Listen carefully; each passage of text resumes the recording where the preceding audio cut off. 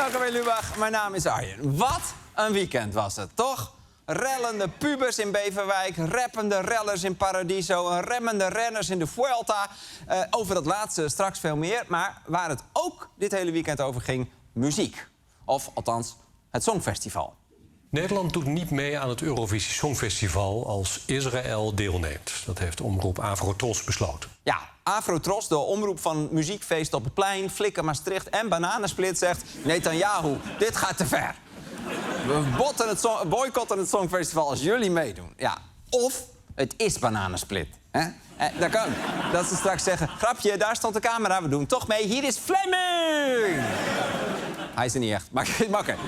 Maar Avrotros zegt dus dat de Gaza-oorlog te erg is... om gezellig samen met Israël een muziekfeest te vieren. Maar, zeggen ze, mocht de organisatie van het Songfestival toch Israël uitsluiten... dan zal er wel een liedje klaarstaan. Ja, waarschijnlijk wordt dat dan Wolter Kroes met... we zijn er misschien bij en dat is prima. Dat is een goede keuze. Maar goed, geen Songfestival dus volgend jaar waarschijnlijk. En 6 op de 10 Nederlanders zijn het eens met dat besluit. Sommige mensen willen zelfs nog verder gaan. Maar ik weet niet of Avrotros daar blij mee gaat zijn. Israël is überhaupt al geen Europa volgens mij. Waarom Australië meedoet, snap ik ook niet. Nee. Maar kap er helemaal mee. Wauw. Deze man die gaat in 3 zinnen van een topografische vaststelling... naar het opdoeken van het grootste culturele evenement van Europa. Oké, maar anderen zijn juist woedend op Avrotros. Ik vind dat Avrotros op deze manier... ik vind het een knieval naar de schreeuwers van deze wereld... naar de drammers van deze wereld. Oh ja, die drammers altijd, dat gezeur over oorlogsmisdaden... van 6 op de 10 Nederlanders. Hou daar een keer mee op! Anderen zijn vooral boos over het feit dat Avrotros dit zomaar mag bepalen. Zoals Diederik Boomsma van Ja21. Ik vind dat belachelijk. Ik vind ook dat zij dat helemaal niet zouden moeten bepalen. Ik vind dat Israël gewoon mee moet doen en Nederland ook. Ja, ik vind dat mensen dat moeten bepalen die het met mij eens zijn. Waarom kan een Albert Verlinde het niet bepalen? Of een Diederik Boomsma? Dat soort mensen.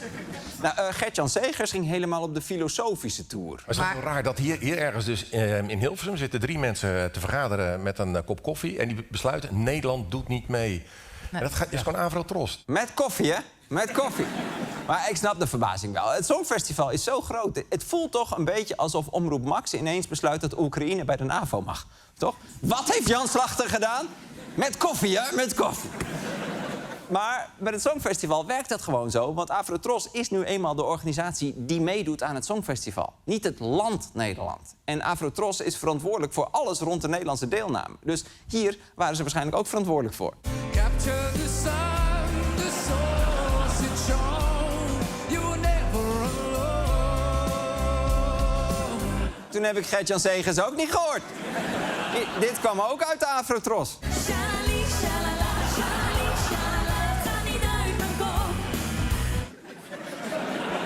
En ja, dit was allemaal geen genocide, maar het zat er wel dicht tegenaan.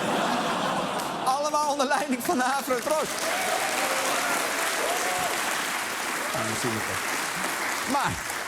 Maar als Avrotros dus een statement wil maken, dan mogen ze dat. Nou, het is dus een groot onderwerp dat de samenleving verdeelt. En op zo'n moment kijk ik toch even naar onze leider, Dick Schoof. Misschien kan die ons samenbrengen. Zou je het zelf jammer vinden als Nederland niet meedoet? Nou, ik kijk al jaren niet meer naar het Eurosongfestival. Dat is ongetwijfeld mijn probleem. Ja. Dick Schoof gaat pas een mening vormen als iemand Israël wil uitsluiten van een hardloopwedstrijd. Wel leuk ook om te zien trouwens dat Schoof inmiddels echt een beetje scheid heeft, toch? Toen hij net premier was, zou hij hebben gezegd... een belangrijk evenement voor het land, dit is mij heel dierbaar, bla bla bla bla bla. Maar nu zegt hij gewoon... sorry, ik kijk die shit niet. Nee. Ik pas nog een paar maanden op de toko, dan ben ik weg. Nou, ook in de sport liggen Israëlische deelnemers onder vuur. Dit is de ronde van Spanje, de Vuelta. En die stond dit jaar vooral in het teken van de vele pro-Palestina-demonstraties. Gisteren was dus de laatste etappe. En we kijken even wat beelden van de finish. Chaos in het centrum van Madrid. Dranghekken liggen op het parcours. Toch breken honderden demonstranten door de barricades heen en moet de politie zich terugtrekken. Bijna 2000 agenten trommelden Madrid op om alles veilig te laten verlopen. Ja, eindigde toch weer in een massasprint. Nou, uiteindelijk kon de etappe niet worden uitgereden. De Deen Jonas Vingegaard won het eindklassement... maar ook de officiële huldiging ging niet door. En je kon de teleurstelling daarover ook wel een beetje zien op zijn gezicht. Hij heeft hierdoor wel het... kijk, hij heeft hierdoor wel het WK beteuterd kijken gewonnen. ook die huldiging kon helaas niet doorgaan. Dat was heel sneu. Maar goed, het was dus een krankzinnige ronde van Spanje. Wat is er eigenlijk nou allemaal gebeurd? Nou, dat ga ik bespreken met sportverslaggever Diederik Smit. Diederik. Diederik, wat wij willen weten... Wat is er eigenlijk nou allemaal gebeurd? Ja, misschien is het goed om het een beetje in etappes te vertellen. Want dat is ook hoe het gegaan is natuurlijk. Het peloton heeft dus wekenlang te maken gehad met protestacties. Die waren vooral gericht tegen deze ploeg, Israel Premier Tech.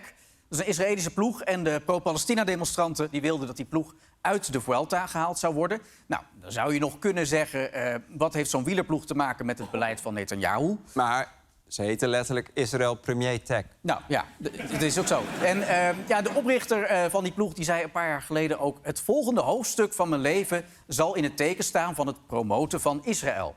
Dus ja, die ploeg wordt toch een beetje gezien als het uithangbord van Israël. Dus toen de ploegentijdrit werd gereden, gebeurde dit. Protesten tegen Israël.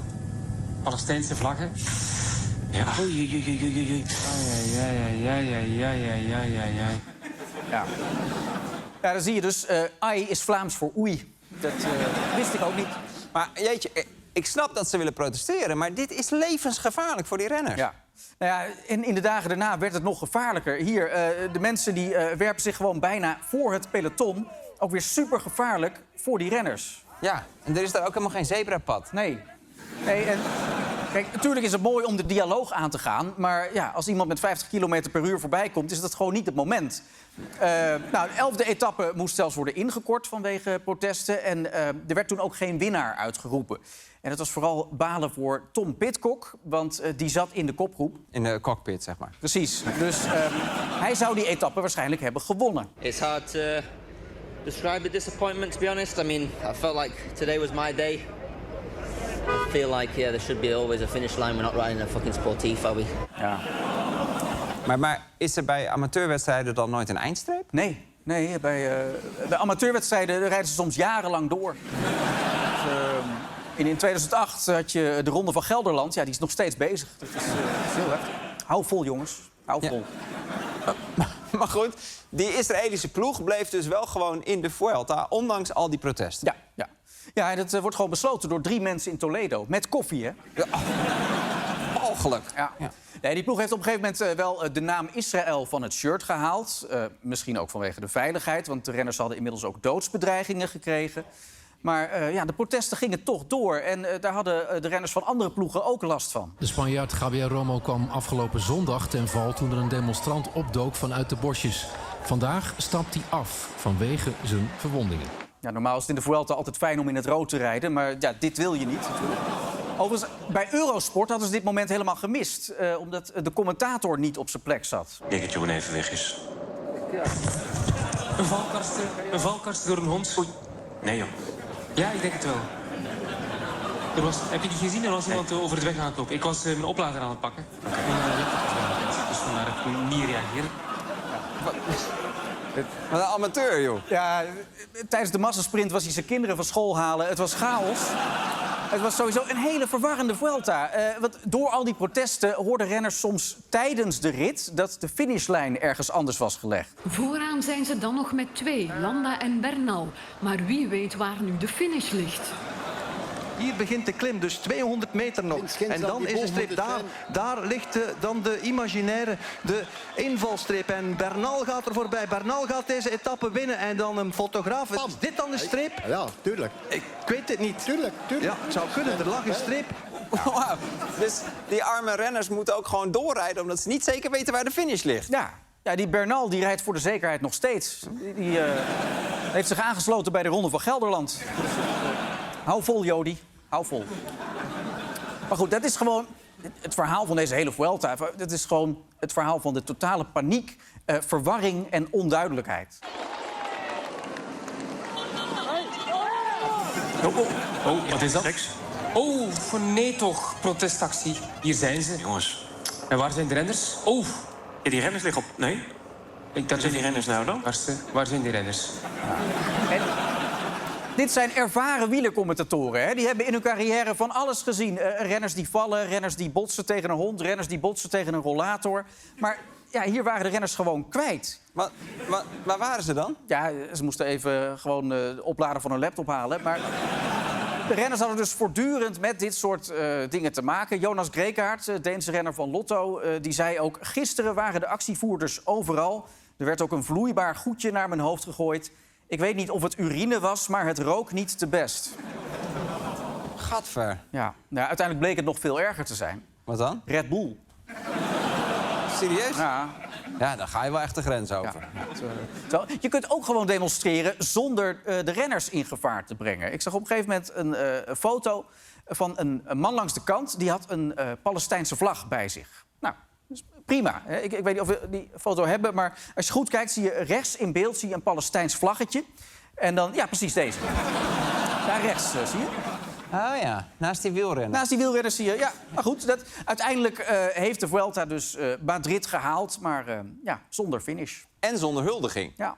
Nou ja, het was nog wel een huldiging. Want normaal ziet zo'n huldiging natuurlijk heel mooi uit... Hè, met voor het stadhuis van Madrid. Prachtige beelden, nog even met de ploeg op de foto. Dat zijn dan foto's voor de eeuwigheid. Maar ja, dat kon gisteren dus allemaal niet. Dus toen hebben de ploegen zelf nog een huldiging georganiseerd op een parkeerplaats... En ja, dat was ook best mooi.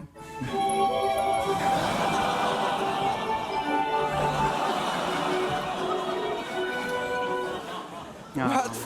Wat verdrietig dit. Hadden ze nou ook zelf een podium in elkaar gezet? Zeker, ja. 3 koelboxen. Waarvan eentje net iets hoger dan die andere. Ja, aan alles was gedacht. Oké, maar hoe moet het nu verder met het wielrennen? Krijgen we nu bij elke grote ronde dit soort protesten? Nou ja, de discussie over Israëlische teams in de sport... die discussie zal doorgaan. Maar ja, het lastige is wel... als de UCI, de Internationale Wielerbond... nu na deze Vuelta zou zeggen van... we laten geen Israëlische teams meer toe... ja, dan geef je ook het signaal dat iedereen alles voor elkaar kan krijgen... als hij maar genoeg wielrenners in gevaar brengt. En ja, dat wil je ook niet. Nee. Maar wat is dan de oplossing? Nou, de echte oplossing, dat is volgens mij ook het snelst... dat is dat de UCI volgende week toch gewoon om tafel gaat... met Hamas en met Israël. Eventueel met Avrotros erbij. En dan kan zo'n vredesproces ook in een stroomversnelling komen. Hè? Want de UCI kan gewoon zeggen van... jongens, over 3 weken moet er vrede zijn... want dan begint de Ronde van Lombardije. Oké, nou, laten we het hopen. Dankjewel, Diederik Smit.